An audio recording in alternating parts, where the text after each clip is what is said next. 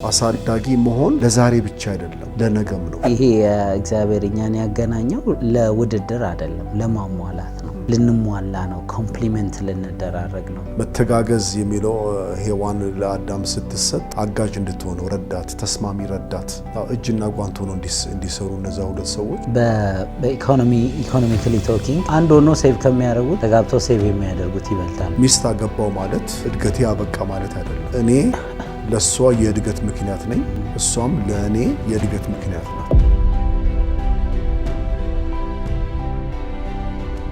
ከባል ሚስትነት ወደ ወላጅነት ያለው ትራንዚሽን ቀላል አይደለም።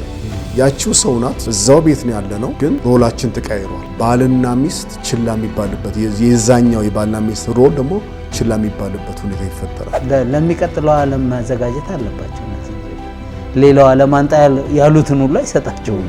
ስለዚህ ድጋፍ እየፈለጉ እየተንጠለጠሉ ማውጣትን ቤት ባልየው ነው የሚሰራውን ነገር ውጭ የሚሰራው የገንዘብ የገቢ ምንጭ የሚያመጣው እሱ ነው እንበል። ሚስት ቤቱን ታስተካክላች እንበል። አሁንም የኛ ነው። እሷ ቤት ባትይዝ ኖሮ እንዴት ነው የሰውዬ ውጭ ሰርቶ ውሎ የሚመጣው?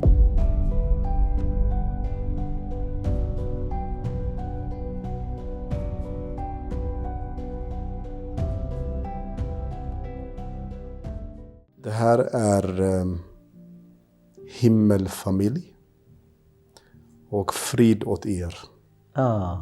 ሲድንኛ ችያለሁ ዛሬ ለተረጉሙላችሁ ነው። ይህ ሰማይ ፋሚሊ ነው፣ ሰላም ለእናንተ ይሁን ነው ያለው ፓስተር ዳንኤል። ፓስተር ዳንኤል እንኳን ደህና መጣ። ይሄ ምን ስዊድንኛ ቋንቋ ነው? ምንድነው የሚባለው ቋንቋ? ስዊድንኛ ነው። ስዊዲሽ የሚባለው ምንድነው? ስዊዲሽ በእንግሊዝኛ ነው። ስዊዲሽ በእንግሊዝኛ፣ ስዊድንኛ በአማርኛ፣ ስቬንስካ በስዊድንኛ። ኦኬ። ምን ያህል ዓመት ኖረህ ነው የቻልከው? ወደ 40 ዓመት ኖሬያለሁ። አማርኛ በመቻልህ በጣም ተደንቄያለሁ። አማርኛው ነው ችግሬ። ብዙ ጊዜ ማስበው በስዊድንኛ ነው። ከዛ ወደ አማርኛ ተረጉማለህ። እንኳን ደህና መጣህ ወደ ሰማይ ፋሚሊ። በጣም ደስ ብሎኛል። አጭር ጊዜ እንደመጣህ እናውቃለን። እዚህ ሀገር ደግሞ ካለህ ልምድ ለማካፈል ለኢትዮጵያው በህብረተሰብ ያለህን ልምድ ለመስማት እድል ስላገኘን በጣም ደስ ብሎናል። እንደው እስቲ ቤተሰብህን አገልግሎትህን ትንሽ አስተዋውቀን። ኦኬ፣ አመሰግናለሁ።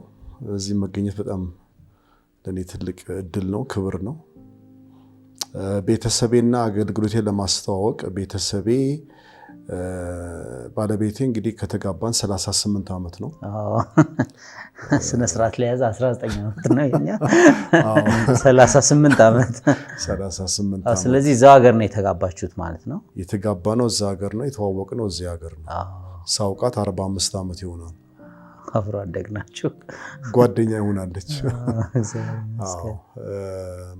የ45 ዓመት ትውውቅ እና በተለያየ ምክንያት ነው ውጭ ሀገር ሂደን ግን እዛ ተገናኘን እንደገና እንጂ ከዚህ አይደለም። ይሄ ጓደኝነት የጀመርነው ለማለት ነው። ትውውቅ ነው ከዚህ የጀመርነው የተማርንበት ትምህርት ቤት። ከዛ ብዙም ሳንቆይ ተጋባን። እሷ ወደ ኖርዌይ፣ እኔ ወደ ስዊድን መጣች። ከዛ ያው የኔ አባባል እኔ ፈልጋ መጣች ነው የምለው። እሷ ደግሞ ሌላ አባባል ይኖራታል። መጀመሪያ ወጣት ነው ስለሆነ anyway እና 87 ነው የተጋባ ነው። 4 ልጆች አሉ። ትልቁ 35 መጨረሻው ደግሞ 29። አሁን የበለጠ ስነ ስርዓት ይያለው። ያዝ እንግዲህ ቤተሰብ ይሄን ይመለከት። ሁሉም ከቤት ወጥተዋል። 4ቱም ራሳቸውን ችለዋል ስዊድን ሀገር ውስጥ። ወዲህም ወዲያም እያልን እናነሳዋለን። የመጀመሪያው ሐሳባችን የነበረው የእናንተ የወላጅነት ድርሻ የትዳር ግንኙነት በተመለከተ በተለይ መጀመሪያዎቹ አካባቢ ብዙ ወጣቶች ሲቸገሩ ስለምናይ እሱ አካባቢ ነው እንደው አሰሳ የምናደርገው።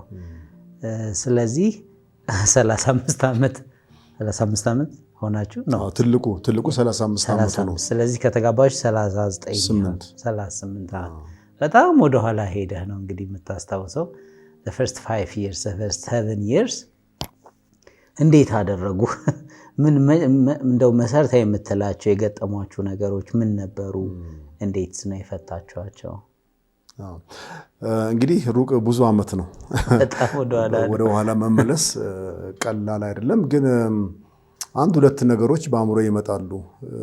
ባለቤቴ በጣም እንትን ናት፣ ይሄ ማስተናገድ መንከባከብ የምትወድ ሰው ናት። እና ትዝ የሚለኝ አንድ መጀመሪያ አካባቢ እኔ አረገዋለሁ አንተ ቁጭ በል ትለኛለች።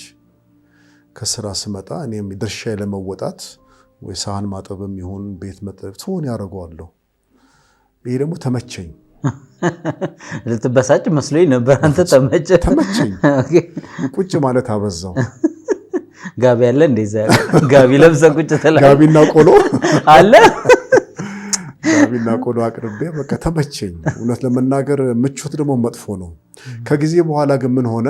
ያው ልጆች ደግሞ ሲመጡ እንዴ ለምንድን ነው ማትረዳኝ? ለምንድን ነው ማትሰራው ነገር መጣ እና ምን እንዴ አንቺ ራስሽ አለማምደሽኝ ነገር መጣና ትዝ የሚለኝ ነገር ይሄ ሲያነጋግረን ትዝ ይለኛል። መጀመሪያ ላይ በቃ እኔ ያረጋዋለሁ እና እሱ ተመችቶኝ በመዝናናት ላይ ያለው ደግሞ እንዴ ለምን ደግሞ አትረዳኝ? ኃላፊነቱም ሲጨምር አንተ ቁጭ ብለህ ቀረ። ትክክል። እና ይሄ ምንድነው እንዳልኩ ከበጎ ልቦና ከበጎ አስተሳሰብ ነው። በቃ እኔ ውጪ ሰርቼ እመጣለሁ። ለነገሩ እሷም ትሰራለች፣ ግን በቃ ለቤቱ ያላት ኃላፊነት በቃ እኔ ያረጋዋለሁ ሲመጣ እኔ ይመቸኛል። በኋላ ግን ኃላፊነት ሲበዛ እንዳልኩ የመሰለኝ የነበረው አንዳንድ ሚስቶች እንደሱ የሚያደርጉት አደራረጋችን ስለማያምራቸው ችሎታችንን ስለሚጠረጥሩት መስሎኝ ነበረ። ግን እሱም ሳትሞከር ነው አንተ። በዛ እንኳን አልታማም። ደህና ነበር። ምግብ ስራ አትበለኝ እንጂ ማጠቡ ሳህኑ በጣም ነው እንጆይ ማድረገው። በጣም ቤት መጥረግ አሁን እንኳን ብዙም አይደለሁም። ሳህን ማጠብ ግን አንደኛ ነኝ። እና ለዛም አልደረስኩም እኮ ለዛም እንደው ለመፈተንም እኮ አልደረስኩም። ችሎታም ለመታየት አልበቃ። እና ምናልባት መጀመሪያ አካባቢ አንዳንድ ወጣቶች ባልና ሚስት ምናልባት የሚታለሉበት ነገር ይኖራል። ሲጀመር ከመጀመሪያ ትዳር የጋራ ስለሆነ ያለውን ስራ በጋራ መስራት፣ ሁሉም በየችሎታው ቢሰማራ፣ ሚስቱ ያላት ችሎታ አለ፣ ወንድየው ደግሞ ያለው ችሎታ አለ። አሁን ምግብ ስራ ብትለኝ አሁን እኛ ቤት ቀምሰህ ትተዋለህ፣ አትበላውም፣ አይበላም የምሰራው ምግብ። ባለቤቴ ከሰራችው ግን ሳህኑን በቃ አስቀምቆጠም እና ሁሉም በየችሎታችን እኔ ራሴ ሳህን ማጠብ ቁም ነገር ነው። ለብዙ ሴቶች ከባድ ስራ ማጠብ ነው መጨረሻ ላይ ደግሞ። እና ከምግብ መስራት በፊት ያለውና ከተበላ በኋላ ለኔ ተይው ነው የምለው። ምግብ መስራቱን ግን መሀል ላይ ያለው የሰው ይሆናል። እና እሱ አንዱ ትዝ ይለኛል እንግዲህ በባልና ሚስትነት ይሄ በጣም ተመቸኝ እና ጥሩ አይደለም እሱ። ሌላው ደግሞ ልጅ ከወለድን በኋላ ቅናት። ማነው ቀኙ? እኔው። ተወሰደችብኝ። በጣም በቃ እንዴት ነው መጀመሪያ በረከት ነው የሚባለው እሱ ላይ ነው። በቃ ትኩረቷ እሱ ላይ ሆነ። ደግሞም እርግዝናዋ ከበድ ስለሚል በቃ ዳር ላይ ይሄ በመከራ ያገኘችው የመጀመሪያ ልጇ በቤተሰብ ያኔ በዛን ጊዜ በጣም ብዙ የልጅ አልነበረም እና በጣም በቃ እንዴት ነው ብርቅ የሚታይ ሰው ሲመጣም እንደውም ጠያቂ ሲመጣ መሊ እንዴት ነሽ ልጁን ነው የሚያዩት እንጂ ዴኔስ ማለት ጀመርኩ። ከምር ነው ማለት እንዳንዳንዴ ቀልድ ይመስላል፣ ግን ዴኔስ እኔ ደግሞ እንዴት ነው ማልባለው እንዴ? እኔም እኮ ያለ እንቅልፍ ነው ያደርኩት፣ እኩል ነው ያማጥኩት። እና የሆነ ብቻ ኦኬ ልጁም የኔ ነው እርግጥ ነው፣ ግን የሆነ ብቻ ቅናት አድሮብኝ ነበር። አሁን ይሄንን ብዙ ወጣቶች አርቲኩሌት ላይ ያደረጉት ይችሉ ይሆናል። ዝም ብሎ መናደድ፣ ዝም ብሎ መነጫነጭ ምናምን ይሆናል። ምንድነው የሆንኩት ብሎ ሲፈተሽ ነው። ይሄ እንግዲህ ሰው በልጁ መምጣት ምክንያት እንግዲህ ልጆቹ ቨልነራብልም ስለሆኑ ብዙ እንክብካቤ ስለሚፈልጉ አቴንሽን ስለሚፈልጉ አንተ ትልቅ ሰው ነህ ተብሎ የመረሳት እድል አለው። ግን ደግሞ ጋብቻው አለ። ይሄ ነው ከባል ሚስትነት ወደ ወላጅነት ያለው ትራንዚሽን ቀላል አይደለም። ያቺው ሰው ናት፣ እዛው ቤት ነው ያለነው፣ ግን ሮላችን ተቀይሯል እና ወደ ወላጅነት ሲመጣ ባልና ሚስት ችላ የሚባልበት የዛኛው የባልና ሚስት ሮል ደግሞ ችላ የሚባልበት ሁኔታ ይፈጠራል። እና አሁን ይሄ ሁለቱም ባላንስ ማድረግ ነው የእናትም የአባትም ኃላፊነት። እና አሁን በዛ እንግዲህ የዛሬ 35 ዓመት ነው ማወራ እንግዲህ የሆነ ብቻ ስሜቱ ትዝ ይለኛል። በቃ ድካም አላት፣ እርግጥ ይደክማታል፣ ሌሊት ታጠባለች ምናምን ኃላፊነት አለ እሱ ራሱ። በቃ ደግሞ ይሄ ለልጁ ደግሞ ያላት ፍቅር ልበልህ በቃ አለ ልብስ የሱን ልብስ እንኳን መተኮስ አይፈቀድልኝም ነበረ። እኔን የማደርገው ነው የምትለው ካላት ፍቅር ካላት እንክብካቤ የተነሳ ማለት ነው። ልጁን ይሄ ሽንት ጨርቅ መቀየር እንደው በስንት መከራ ነው ተቃጭዋለህ ትባላለህ። ሌሊት ሲነሳ ማጥባት ከሆነ እርግጥ የሷ ስራ ነው። በቃ እኔ ላባብለው እኔ እነሳለሁ እና ብቻ ቀስ በቀስ ተወሰደችብኝ ልበልህ። በረከት ወሰዳት። አይ ቲንክ ጥሩ ሀሳብ ነው ያነሳኸው። እንግዲህ ወጣቶችም ወደዚህኛው ዓለም ሲገቡ ይሄንን ዓለም አያውቁትም። መጀመሪያ እርስ በርስ ተዋወቅን ደህና ሆንን ብለው ሲያስቡ አዲስ ደግሞ ትራንዚሽን ይመጣል። አዲስ የቤተሰብ አባል ይመጣል።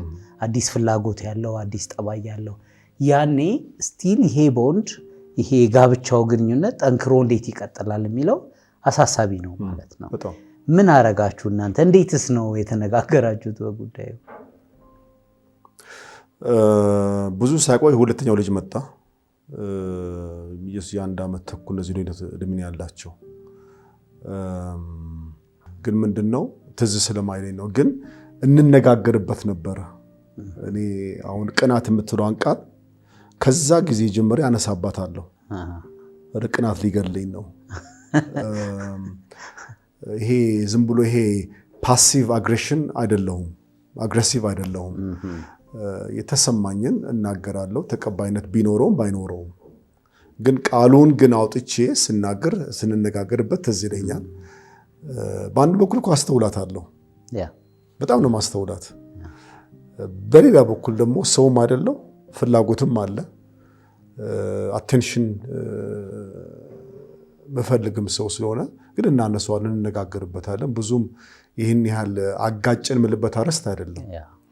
ግን ቢቀጥል ግን ለግጭት የሚያጋልጥ ነበር ይሆናል፣ ክራክ ያደርጋል ማለት ነው። ሰው እናት ብቻ ሊሆን አይችልም፣ ሚስትም ሆኖ መቀጠል ስላለበት በጊዜው አድሬስ መደረጉ ይመስለኛል ትዳሩ ፍሎሪሽ እያደረገ እንዲቀጥል ያደረገውና አንደርማይን ማድረግ የለብንም። ሁለቱ ሰዎች የተገናኙት ሮማንቲክ የሆነ ግንኙነት ኖሯቸው እንዲቀጥሉ፣ የፍቅር ግንኙነታቸው እንዲቀጥል፣ ባልና ሚስት መተጋገዛቸው እንዲቀጥል ነው እግዚአብሔር ዲዛይን ያደረገውና ያንን የሚነጥቁ ነገሮች ደግ ነገሮችም ጭምር ማለት ነው እነ በረከትን የመሳሰሉ አቴንሽን ይጠይቃል። ይሄ ነገር እውነት መታሰብ ያለበት ነገር ነው። እርግጥ ወጣቶች ሲገቡበት የባልና ሚስቱ ነክ ነገር ነው አተኩሮ የሚያዩት። የአባት የእናት አያዩም። ልጆች ደግሞ ይዘው የሚመጡ ደግሞ ቻለንጅ ደግሞ አለ። አዲስ ማንነት ነው። አሁን ስለ ባለቤቴ ያወቅኩት እስከ ልጁ እስኪወለድ ድረስ ያወቅኳት እውቀትና ከዛ በኋላ የማውቃት እውቀት የተለያየ ነው። እንደ እናት አይቻት አላቅማ። እንደ እናት ምንድን ይባለው የነብር ምንድን ይባለው ብቻ የአራስ ነብር ኃይለኛ ነው ትባላለች። እና እንደዛ አይቻት አላቅም። አዲስ ማንነት እሷም እንደዚሁ በእኔም እርግጠኛ ነኝ ሌላ ዳንኤል ነው ያየችው። ምክንያቱም አባት ሆኜ አታቀኝምና እና ይሄ መወራት እንዴት ነው መወያየት የሚያስፈልገው ነገር ነው። ቅድም ደግሞ ካልኩ ነገር ይሄ ቶን ያደርገዋለው አንጻር በወላጅነትም ብዙ ነገር እንግዲህ የሚያደርጉት እናቶች ናቸው። እዛም ላይ መታሰብ አለበት። አባትየውም የድርሻውን እንዲያደርግ ከመጀመሪያውኑ ይሄ ቶን ያደርገዋለው የሚለው ነገር በኋላ ያጋጫል። የኑሮ ጫና ሲጀምር ማለት ነው። ታንኪዩ። እስቲ ትንሽ እንቀጥል። እንግዲህ በጣም ብዙ ስለኖራችሁ ብዙ ገጠመኝ ነው የሚኖራችሁ የሚመስለኝ። የገጠሟችሁን ነገሮችና የፈታችሁበትን መንገድ ትንሽ እንጨማምር እስቲ። ባለቤቴ እንግዳ ታበዛለች በጣም ትወዳለች እንግዳ። በተቃራኒው ነበር የምናውቀው እኛ አባወራው ናቸው እንግዳ ይዘው የሚመጡት። በጣም እንግዳ ትፈልጋለች፣ ትወዳለች፣ ማስተናገድ ትችልበታለች። አንድ ሰሞን ነጭናጭ አደረገኝ። አሁን እንደገና እንዴ ትናንት አይደል እንዴ እንትና የመጡት አሁን እንደገና ነጭናጭ አደረገኝ። አንድ ጊዜ ግን የሆነ ነገር በራልኝ። ምንድን ነው ትዳር እንደው የሁለት ሰዎች የሚመሰርቱት ነገር ነው። እርግጥ ግን ደግሞ ትዳርም ደግሞ የክርስትና መድረካችን ነው። ክርስትናዬን የምንለማመድበት መንፈሳዊ ሕይወቴን የምኖርበት አንዱ መድረክ ጋብቻ ነው። ሳስበው ባለቤቴ ያላት የጸጋ ስጦታ እንግዶችን ማስተናገድ ነው። ማስተናገድ በቃ ቤቷን መሰብሰቢያ ቦታ ማድረግ፣ በቃ ሰዎች መጥተው ማብላት እኮ አለም ማሳደርም ትችላለች ትፈልጋለች። እና አንድ የደረስኩበት ነገር ምንድን ነው እንዴ እኔ ማን ነኝ በአገልግሎቷ ምቃወማት ነው የሚባለው? በቃ አይደለ እንቅፋት መሆንባት። ይሄ ከሆነ ጸጋዋ፣ ይሄ ከሆነ የመንፈሳዊ ስጦታዋ እንደኔ መድረክ ላይ የምትቆም አይደለችም፣ እንደኔ የምታስተምር አይደለችም። ይሄ ከሆነ አገልግሎቷ ጥግን ያዛልኩ ለራሴ መንፈሳዊ ስጦታዋን ተለቃ እንድትሰራበት ማለት ነው። እስከ ዛሬ ድረስ እንግዳ ጋባዥ ናት። እኔ ደግሞ ሳናጥባለሁ። እንግዶችን ለማስተናገድ እየተጋህ ነው ማለት ነው። በጣም ጥሩ ነጥብ ነው ያነሳኸው። እግዚአብሔር አምላክ በእያንዳንዳችን ውስጥ ያስቀመጠው ነገር በትዳር ውስጥ ማኒፌስትድ የሚሆንበት ጊዜ ብዙ ነውና ያኔ እንዴት እናስታርቀው? እንግዲህ መቼም አንተም ባል ስለሆንክ ሚስት ስለምትፈልግ ፋክተሩ ደግሞ ያ ጊዜው ስለሆነ ጊዜው እንዳይወሰድብህ ነው ጥረቱ የነበረው። ግን ደግሞ አት ሴም ታይም እግዚአብሔርን ማስደሰትም እንፈልጋለን። ስቲል ግን እንዴት ነው ባላንስ ያደረጋችሁት? እንዳልኩ በቃ ይሄ መንፈሳዊ መድረኳ ስለሆነ ቤት ትዳር የመንፈሳዊነት አንዱ መድረክ ነው። በነገራችን ላይ መንፈሳዊነት ለኔ ቸርች ውስጥ አንድ አይነት መልክ፣ ውጪ ሌላ አይነት መልክ፣ ቤት ሶስት አይነት መልክ በዛ አላምንም። ክርስትና ነው 24/7 እና እኛም እንኳን መድረክ ላይ የምናገለግል ሰዎች እግዚአብሔር በሚረዳን ከመድረክ የምናስተምረው ውጪም የምንለማመደው መሆን አለበት እና የባለቤቴ የጸጋ ስጦታዋ ይሄ እንደሆነ ስረዳ እግዚአብሔር ረድቶኝ፣ ግን በጣም ብዙ አላጋጨንም። አንድ ሰሞን ነጭናጭ አደረገኝ እንጂ በጣም ይሄን ያህል አላጋጨንም። ቶሎ ሪፍሌክት አረኩኝ። ይሄ የእሷ ጸጋ ነው፣ የእሷ ስጦታ ነው። መጽሐፍ ቅዱስ ውስጥ ያሉት የባህሪዎች አሁን በተለይ አዲስ ኪዳን ውስጥ ያሉ የተለያዩ ባህሪዎች ተጋገዙ፣ ይቅር ተባባሉ፣ ፍቅር አሳዩ፣ አስተናግዱ የሚለው ነገር ሁሉ አንዱ መድረካችን ቤት ውስጥ ነው እና የእሷ ደግሞ ስጦታ እንደዚሁ እንዳልኩ ማስተናገድ ስለሆነ መለስ አልኩ ማለት ነው። በተቃራኒውም ደግሞ አሁን እሷን ለኔ ውጪ ሄጄ ማገልገል ማስተማር፣ አሁን እዚህ ድረስ እንግዲህ ለሰርግ ነው ሽባ የላከችውና እሷም ለቃኛለች ልበል፣ እሱ ነው ቃሉ። በቃ እንዴት ነው እኔም በተሰጠኝ የሚኒስትሪ አጋዥ ሆናለች። ትክክል እንጂ በጣም ብዙ ነው። ቤት ብዙ አልገኝም በአገልግሎት ምክንያትና ይሄ በደስታ ነው የምትሸኘኝ ልበልህ። አዎ ስመለስም በቃ ስለ አገልግሎት የምትጠይቀኝ እንዴት እንደነበረ ምናምንና ተባባሪ ናት። እግዚአብሔር ይባርካችሁ። ይሄ እግዚአብሔር እኛን ያገናኘው ለውድድር አይደለም፣ ለማሟላት ነው።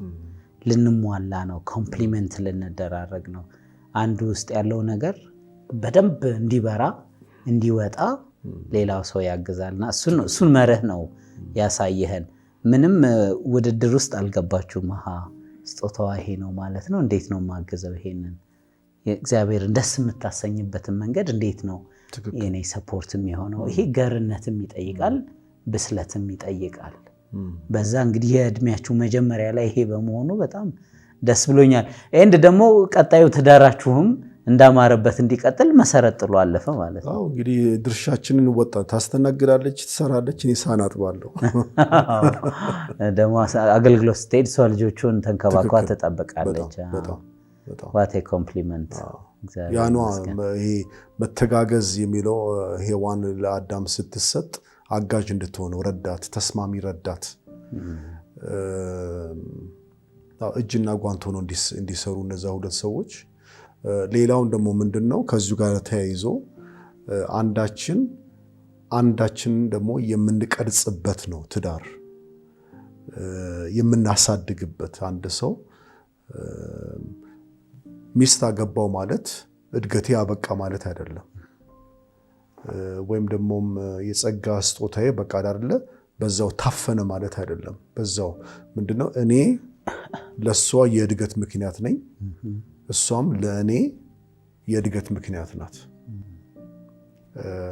ይሄ ነው መተጋገዝ፣ መቅረጽ። ከአንድ ሁለት ይሻላል። አሁን በኢኮኖሚካሊ ቶኪንግ ሰዎች ምን ይላሉ? አንድ ሆኖ ሴቭ ከሚያደርጉት ተጋብተው ሴቭ የሚያደርጉት ይበልጣሉ ይላሉ። ይሄ አሁን ካልኩሌት ስታደርገው ልክ አይሆንም፣ ግን እግዚአብሔር አምላክ እዛ ውስጥ ያስቀመጠው ቃል ኪዳን በሌላውም ጉዳዮቻችን ማክሲማይዝድ እንድንሆን የበለጠ እንድናድግ አንዳችንን ለአንዳችን ሰጥቷል። ይህን ማመን አለብን ማለት ነው። ሰልፊሽነቱ ስላለ ብዙ ጊዜ የምንገባው እኔ ደስ የምሰኝበትን እያሰብኩ ለእኔ የሚሆነውን ነገር እያሰብኩ ነው። ግን ለእሷ ደስታ ሲሆን በተቃራኒውም እንዲሁ ይሆናል፣ ቤቱ ያብባል ማለት ነው። በጣም ምንድነው የሚለው ገላትያ ውስጥ ሰው የዘራውን ያጭዳል። ይሄ በክፋት አይደለም። ይሄ ነገር ወይንም ዝም ብሎ ማስጠንቀቂያ ሳይሆን ይሄ በጣም በረከት ነው። የዘራነውን እናጭዳለን። እንክብካቤ ስዘራ እንክብካቤ አገኛለሁ። ለእሷ ማሰብን ስዘራ እሷ ደግሞ በመታመን ደግሞ ታስብልኛለች። እና ኢትስ ጊቭ ኤንድ ቴክ ያ ነው እንጂ የአንድ ሰው ጥቅም ብቻ አይደለም። እንዲያውም አንድ ጽሑፍ እየጻፍኩ ነው። ከእኔ ወደ እኛ፣ እኔ የነበረው አመለካከት አሁን ለእኛ ነው ማሰብን ጀምር፣ ትዳር ሲጀምር ማለት ነው። እና ይሄ ቃላቶቻችን በቃ ይሄ ቃላቶቻችን የጋራ መሆን አለበት። እኛ እንዴት ነው የምናድገው? እሷ አደገች ማለት እኔም አደግኩ ማለት ነው። እኔ አደግኩ ማለት እሷ አደገች ማለት ነው። እና ይሄ መተጋገዙ፣ መተባበሩ፣ እኛ የሚለውን ነገር እዛ ላይ ማስላቱ በጣም ይጠቅማል። የኛ ቤት፣ የኛ ልጆች፣ የኛ መኪና፣ የኛ ህይወት መሆን አለበት። አንዳንድ ሰዎች ልጆቼን አሳድጌ ልጆቼን እዚህ አስተምሬ ልጄን እዛ ልኬ ልጄን እንደዛ ሲሉ ትንሽ ይሰማኛል። የጋራ ስራ ነው። አክኖሌጅ የምናደርግበትን መንገድ ነው። ሁላችንም የደከምንበትን ክሬዲት መስጠት አለብን። አባትም ለእናት እናትም ለአባት ልጆችን በተመለከተ ያፈራነው ነገር ደግሞ እኛ ነን። ምንም እንኳን እንደው እንበልና ምንም እንኳን እንበል ባልየው ነው የሚሰራው እንበል፣ ውጭ የሚሰራው የገንዘብ የገቢ ምንጭ የሚያመጣው እሱ ነው እንበል፣ ሚስት ቤቱን ታስተካክላለች እንበል፣ አሁንም የኛ ነው። እሷ ቤት ባትይዝ ኖሮ እንዴት ነው የሰው የውጭ ሰርቶ ውሎ የሚመጣው? ስለዚህ ቋንቋችን በጣም ቤት ውስጥ የሰራችውንም በገንዘብ ብንተምነው ትልቅ እንዴ! በጣም ብዙ አለ በገንዘብ የማይተመን ነገር፣ ግን ዋጋ ሊሰጠው የሚገባ። እሺ፣ እስቲ እንደው ወላጅነትህንም ደግሞ እያሰብክ ከገጠሟችሁ ነገሮች የተወሰኑትን አካፍለን፣ ከዛ ደግሞ ምን አደረጋችሁ? እንግዲህ ጥሩ መርሆች እያገኘን ነው ከእናንተ። የገጠሟችሁ ነገሮች በምን መንገድ ፈታችሁ? ይሄ ትዳር ይህን ያህል እንዲዘልቅ አደረጋችሁ? እዛ ላይ ባለቤቴና እኔ ትንሽ የተለያየ የተለያየ አገባብ አለን ወላጅነት ላይ ያስተዳደግ ዘይቤ እንደዛ ነገር ነው የሚባለው። አዎ እሺ ባለቤቴ አድራጊ ናት። አሁን ታረጋለች። ውሃ ስጪኝ ካለ አንድ ልጅ ሄዳ ታመጣለች። ይሄ ምን ማለት ነው ካለ አንድ ልጅ ትመልሳለች። መላሽ ሰጪ ናት። የኔ አፕሮች ለየት ያለ ነው። ውሃ ስጠኝ ካለ ራስ ማምጣት እኮ ትችላለህ። አልደርስበትም። ወንበር አስጠጋና ወንበር ላይ ቆመ ቅዳ። ወይም ደግሞ ጥያቄ ስትጠየቅ አንተ ምን ይመስልሃል? እና ይሄ የግድ መቃረን የለብህ። ተቃራኒ ነው ማያልኩ አይደለም፣ ግን ይሄ ኮምፕሊመንተሪ ነገር ነው። እና እንዴት እንደጀመርኩት ባላውቅም ግን ከድሮ ጀምሮ ልጆች ራሳቸው እንዲደርሱበት ራሳቸው መፍትሄ ተጣልተው እንኳን ሲመጡ ቆይ አንዴ እንደገና ተነጋግራችሁ ነው አደዛ የኔ ፍርድ ምናልባት ላተስማሙበት ትችላላችሁ። አሁን አንድ እድል እሰጣችኋለሁ፣ ተነጋግራችሁ ነው እላችኋለሁ። በዛው ጨዋታችሁን ይቀጥላሉ። ሞር የዛሬም ብቻ ሳይሆን እንደ ወላጆች እንደ ጠቅለል ባለ ሁኔታ አሳዳጊ መሆን ለዛሬ ብቻ አይደለም፣ ለነገም ነው። ለዛሬ እውነት ለመናገር ያንን እኮ ጥያቄ መመለስ እኮ እችላለሁ፣ ግን ለአሁኑ ነው የሚጠቅማቸው። ለነገው ግን ምን ይመስላል አንተ አስበህ እስቲ ንገሪኝ፣ ወይም አንቺ አስበሽ ንገሪኝ የሚለው ነገር ግን ራሳቸው እንዲያስቡ ከዛ አንጻር በቃ እንዴት ነው ተባብረን ያሳደግናቸው። በዛ አንጻር እሷ የዛሬውን እዚህ ያለውን በቃ ይሄ ኢሚዲየት ኒዶች ላይ ታተኩራለች። የኔ አገባብ ደግሞ ምንድነው ስለ ነገው ስለ ቀጣዩ ራሳቸውን እንዲችሉ ማድረግ ነው። ያካሄድ ልዩነቱን የምትይዙበት ነው በጣም ኢምፕረስ የሚያደርገኝ። አሁን ያልከው ያካሄድ ልዩነት ሰፊ ልዩነት ነው። ልጆቹም ደግሞ እቺን ይሄኛውን ኢንጆይ ማድረግ ይሄኛውን እና አንዱን ሌቭል ወደ ማድረግ ዝንባሌ ሊሄዱ ይችላሉ። ያካሄድ ልዩነቱን ግን የተቀበላችሁበት መንገድ በጣም ወደድኩት። ልክ ነው። ያንተ አይነት ብቻ ቢሆን ሁሉን ነገር አድርጉ፣ ፍጉ፣ ተማሩ ብቻ ሲሆን ይሄ አታችመንት፣ አፌክሽን፣ መታሰብ፣ መወደድ ደግሞ ላክ ሊያደርጉ ነው ማለት ነው። ስለዚህ እሷ እሱን ትሞላለች። በአት ኤኒ ኤክስፔንስ ፍላጎታቸውን የሚያሟላ አንድ የቅርብ ሰው አለ። ደግሞ ቀሪ ዘመናቸውን ሊያሳምር የሚሞክር የኦን ጆብ ትሬኒንግ ማለት ነው። ለሚቀጥለው ዓለም ማዘጋጀት አለባቸው እነዚህ ልጆች። ሌላው ዓለም አንጣ ያሉትን ሁሉ አይሰጣቸውም። ስለዚህ ድጋፍ እየፈለጉ እየተንጠለጠሉ ማውጣትን ቤት ልክ ነው ይማራሉ። አሁን እኔ ቤት ስኖር ምንኖረው ቤታችን ከከተማ ወጣ ያለ ነው። ወደ ከተማ ለመሄድ አውቶቡስ መያዝ ያስፈልጋል፣ ወይም ደግሞ በመኪና እና አውቶቡስ አለ ደግሞ እናውቃለን። የታይም ቴብል አለ የአውቶቡስ። ስለዚህ የሚታወቅ ነገር ነው። እናታቸው ስትኖር አውቶቡስ ሚስ ያደርጋሉ። ኦኬ ታደርሳቸዋለች እሷ ታደርሳቸዋለች። እኔ ስኖርስ እንደማላደርስ ያውቃሉ። ሰዓቷን ጠብቀው በሰዓቷ አውቶቡስ ፌርማታ ይሄዳሉ፣ ወይም ደግሞ የሚቀጥለው አውቶቡስ ይይዛሉ። እና ሁለቱም አስፈላጊ ነው። እንዳልከው ይሄ አንዳንድ ሁኔታዎች አሉ አውቶቡስ የሚያስመልጥ ያው ትደርስላቸዋለች። በኔ አባባል በኔ እይታ ግን ኖ አውቶቡስ ሰዓት መጠበቅ ይሄ በጣም በጣም ቀላልና ቤዚክ የሆነ ነገር ነው። ለወደፊታቸውም ስለሚጠቅማቸው ማሰብ ነው እንጂ ደግሞ እውነት ለመናገር እናመላልስ ብለን ከጀመርን በቃ ስራችን እሱ ብቻ ይሆናል። ስለዚህ ትንሽ ለቤታችንም የሆነ በቃ ስትራክቸር እንዲኖር ነው የሚቀጥለው አውቶቡስ መያዝ ትችላለህ የሚል አገባብ ነው የምንጠቀመው። እኛም ቤት አሁን ከባለቤቴ ጋር አልፎ አልፎ የሚያፋጥጠን የኔ ሐሳብ እሱ ነው። አይ ቲንክ እግዚአብሔር ለአባቶች የሰጠው አንዱ ድርሻ ማሰልጠን፣ ልጅን መምራት፣ ለሚቀጥለው ዓለም ማዘጋጀት አንዱ ስለሆነ ይመስለኛልና ከበድ ያለ ስራ እንዲሰሩ ሞክራለሁ። ትንሽ ጨለማ እንዲጋፈጡ፣ ራቅ ያለ ቦታ እንዲሄዱ፣ እንዳልከው ደግሞ አውቶቡስም ታክሲም እንዲጠቀሙ። ግን እሷ ደግሞ ምትለኝ መጀመሪያ ኢኪፕ አድርጋቸው እንጂ መጀመሪያ ይሰልጥኑ ትላለች። ይሄ እንግዲህ የእንክብካቤው የጥንቃቄው አካል ማለት ነው። እኔ ብቻ ብሆን ልጆቹ ለሌላ ችግርም ሊጋለጡ ይችላሉ ማለት ነው። የእሷ ደግሞ አገባብ ማሰልጠን፣ ማገዝ፣ ትንሽ ሄደት ብሎ አብሮ መሞከር፣ የሚጠነቀቅላቸው ሰው የሚያስብላቸው ሰው እንዳለ ማሳየት።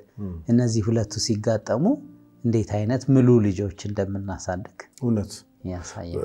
ባለቤት ልክ ናት።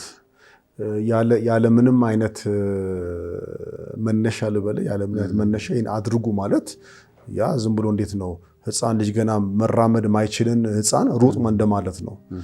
ኢኩዊፕ ማድረግ በጣም አስፈላጊ ነው። እዛ ላይ እውነት እኛም እግዚአብሔር ይርዳን ለነዚህ ለልጆቻችን እንዲያደርጉ በምንፈልገው መጠን ግን እንዴት እንደሚደረግ ወይ በምሳሌነት ወይ ደግሞ እነሱን ደግሞ በመምራት መርዳት አለብን። አሁን እንግዲህ ምልህን ምንድነው ልጆቻችን ትንሽ ከፍ ብለው ሰዓት ማየት በሚችሉበት እድሜ ብቻቸውን ከቤት ወደ ከተማ መሄድ በሚችሉበት እድሜ እኔ የማመላለስበት ምክንያት የለም ባይ ነኝ። ሰዓታችሁን ጠብቁ፣ ካመለጣችሁ ደግሞ የሚቀጥለው አውቶቡስ ደግሞ አለ፣ እሱን ይዛችሁ ሂዱ። ሱቅ እንኳን ስንሄድ የሁለተኛ ልጃችን በህፃንነቱ በጣም አይናፋር ነበረ እና ሱቅ ስንሄድ አውቄ ሱቅ የሚለውን ቃል ግን ከየት አመጣህ? እዛ አለ እንዴ? ሱቅ አይባልም እንዴ? ይባላል። ግን እዛ ሀገር ይኖራል ምን ይሆን የምትሉት ብዬ ይሄ ያንተ ቃል ነው። ሱቅ እንግዲህ እዚህ ምናልባት ሱፐርማርኬት ነገር ይሆናል። እዛ ጠርጥሬ ነው። እኛ አለን ሱቅ አለን እስካሁን ድረስ የተለቅ ያለው ማለት ነው። እና አውቄ አንዳንድ ጊዜ እስቲ ወተቱ የት ነው እስቲ ጠይቅልኝ እለዋለሁ። እና ሄዶ ሰዎችን ይጠይቃል ቀስ ብሎ በቀላል። ከዛ ቀስ በቀስ ድፍረትን እንዲማር ነው፣ መናገር እንዲማር ነው። እና የተቻለውን በቃ ሁሉን አጋጣሚዎች ተጠቅመን አባትም እናትም አጋጣሚዎች ተጠቅመን ሁሉን ነገር እኛ ማድረግ የለብንም። በነገራችን ላይ በፍጹም ልጆችም የሚማሩትም ኃላፊነት ስንሰጥ ነው።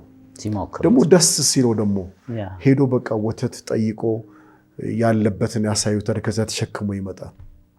ይህ ለራሱ የሆነ የውስጣዊ እርካታ ይፈጥራል። የመማር እድልን ነው የምናጣው እንደዚህ ካላደረግን። ቲቺንግ ሞመንቶቹን ይሄ ዘዳግም ላይ የሚለው ሐሳብ እኮ ልጅህን አስተምረው ተጫወተው የሚለው ተጫወተው ኢን ላይፍ ስትሄድ ስትገባ ስትወጣ እንዲሞክሩ ማድረግ በጉዳዩ ላይ የመማር እድልን የማስተማር እድልን ተጠቀምበት የሚለውን እሱንም ነው የምናጣው ማለት ነው። ባገኘነው ጊዜ ለልጆቻችን እድገት አይ ቲንክ ከዚህ ተነስተ ይመስለኛል አንድ ሚዲያ ላይ ስትናገር የሰማው የማይፈታ ችግር የለም ስትል ሰምቻለሁ። እንደው መነሻውንም እስቲ ትንሽ አስረዳን። ምን ማለትህስ ነው? የማይፈታ ችግር የለም።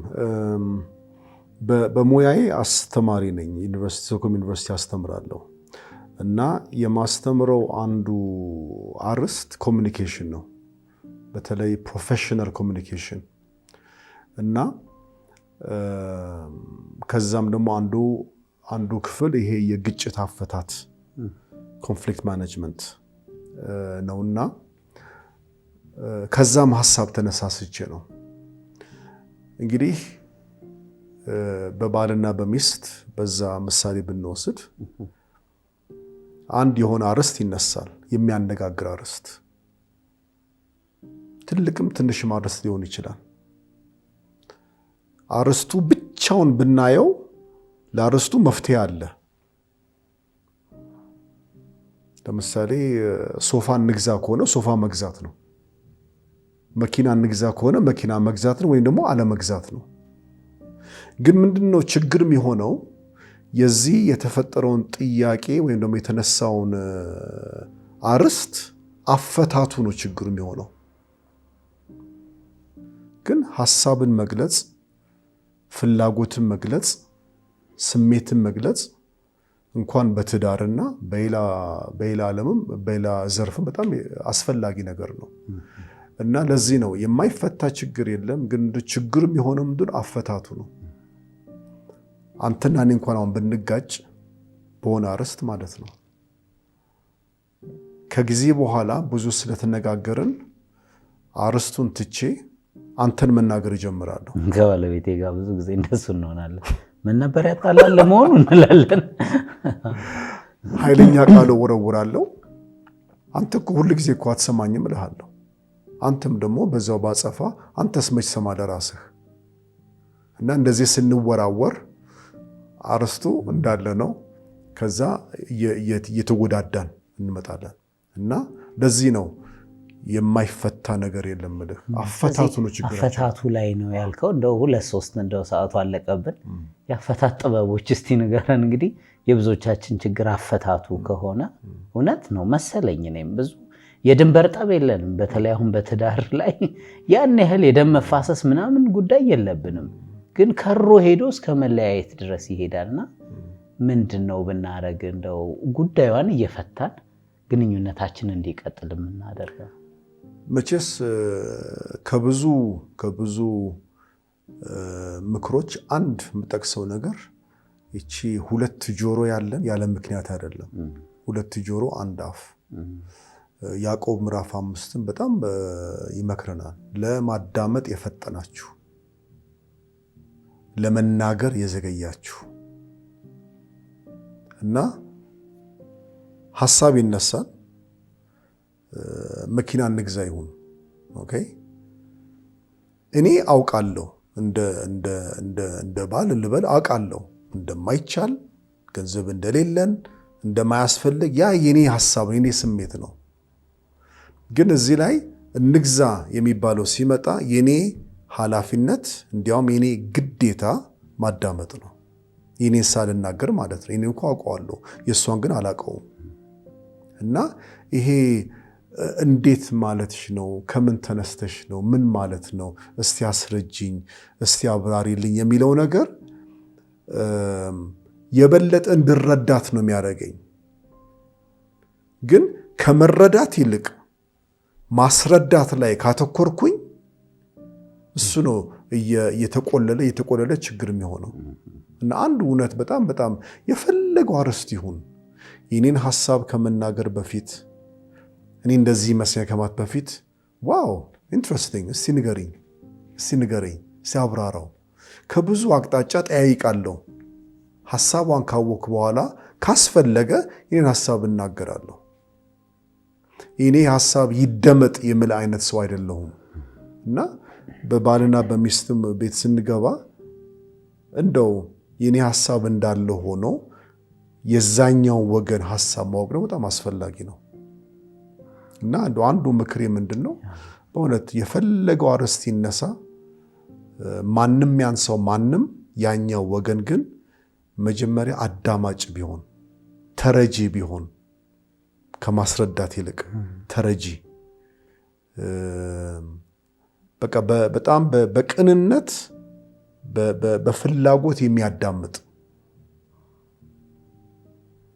እንጂ ቶሎ ብለን የራሳችን ሐሳብ ስንሰነዝር በቃ ልክ እንደ መክደን ነው። የዛኛውን ሐሳብ ክድን እንደማድረግ ነው። ጉዳዩን በወጉ ሳይገባን የምንሰጠው መልስ ደግሞ የሚረባ አይሆንም ማለት ነው። ለመረዳት መቸኮል ያልከው ማለት ነው።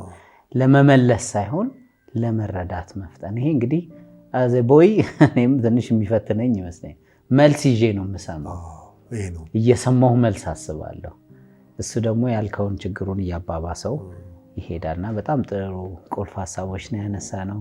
እግዚአብሔር ባርክ በዚህ ስለተገኘ ከህይወት የተመነጨ ስለሆነ የተጨመቀ ስለሆነ እንደሚረዳን ተስፋ እናደርጋለን። የሰማይ ፋሚሊ ቤተሰቦች የዛሬው እንግዳችን የቤት አጋራችን መጋቢ ዳንኤል ነበረ። በስዊድን ሀገር በመጋቢነት የሚያገለግል በሙያውም ደግሞ በዩኒቨርሲቲ የኮሚኒኬሽን አስተማሪ የሰጠንን ሀሳቦች እንደምትጠቀሙባቸው ተስፋ እናደርጋለን። እግዚአብሔር ይባርካችሁ።